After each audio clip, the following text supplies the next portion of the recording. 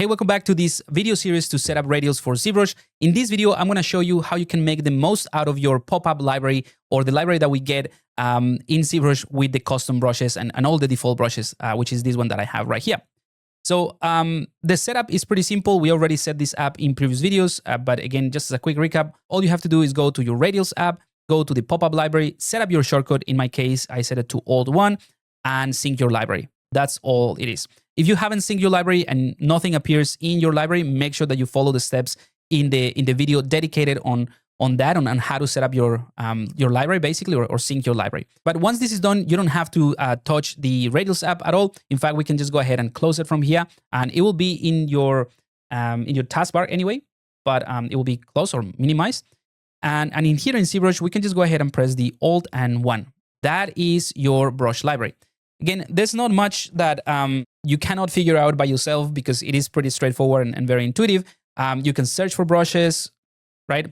Like if I'm looking for the damp standard brush, it will be very, very easy to just search for it. And this is probably one of the best features of this pop-up library that allows you to search your entire library of brushes in one single, in one single window. So if I know exactly the name of my brush, for instance, the pores brush, anything that starts with pores. These are from custom packs of brushes. I will just find it straight away. If I don't know the name, but I sort of remember, let's say something to do with a bark, right? I can type bark and it gives me anything that has the bark name on it. It doesn't have to be the first word or anything. It just gives me those. Now, the cool thing about all of these is that you can also set up favorites. So right now I have 0 favorites. You see it's set to 0, just below the alts. But if I like this brush, I can just click on the star here above, and it will be marked as this green color. And now if I go to favorites, this is the brush that I have here. Now to load the brush is pretty simple. I'm gonna click on that and it's loaded. So now I can use that brush. Let's turn off the symmetry and everything works fine. So those are the basics. Again, I'm pretty sure you can figure this out. It is, like I said, it's pretty straightforward. But there are a few things that I wanted to show you because it is kind of like the reason why I build this specific pop-up library and the reasons I think this is such an improvement in terms of the workflows and to speed up the workflow. So in my case, I have over 1,000 brushes, and sometimes I just don't remember exactly the specific behavior of the brush or the specific effect of a brush. I just remember that I have it. And in fact, in some cases, I have brushes that look pretty much the same on the surface because, they just change slightly depending on what I'm using or the reason I build in, because they change slightly in the behavior or the intensity and things like that. But I wouldn't remember exactly what they do, right? And because of that reason, you have this pin button. So let's go ahead and click on pin. And the pin will allow you to keep this library, on top of ZBrush, and then you can just go ahead and continue sculpting in ZBrush. But of course, this is a little bit intrusive, so let's just move this, let's say, around here. And in the bottom right corner, you can drag this around and adjust it somewhere like that. You can also change the thumbnail, by the way, or like the size of the thumbnail. But because this is pin, I can now bring in my sphere, this testing sphere here in ZBrush. And this is the whole purpose I build this pin effect or this pin behavior. Let's go to something like the bark and wood. Again, this works for absolutely anything, but let's go with this one because probably is the one that has the most similar brushes.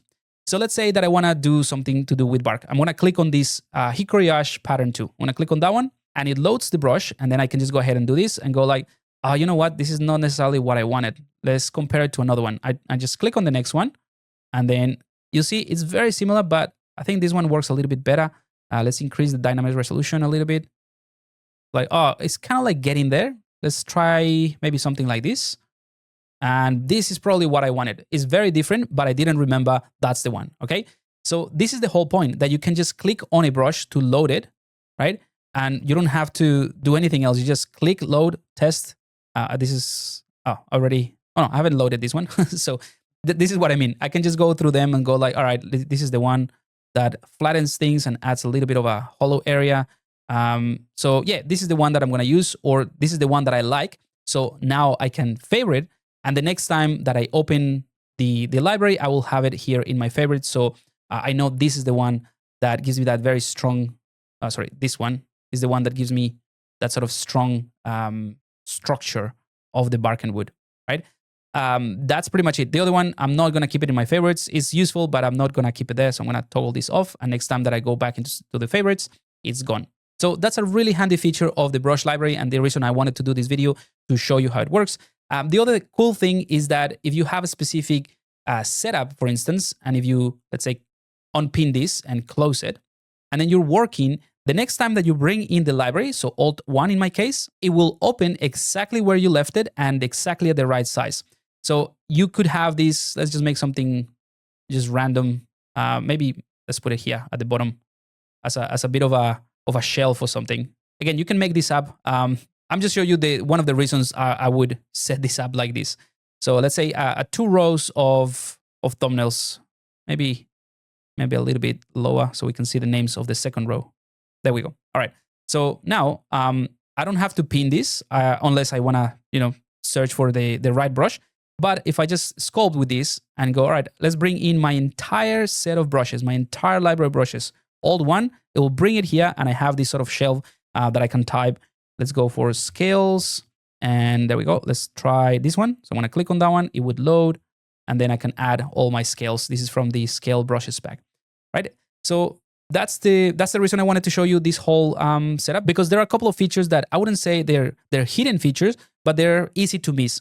And then hopefully with this, you can see how valuable this pop-up library is on top of your, your custom shortcuts or custom radials with the custom brushes and the default brushes.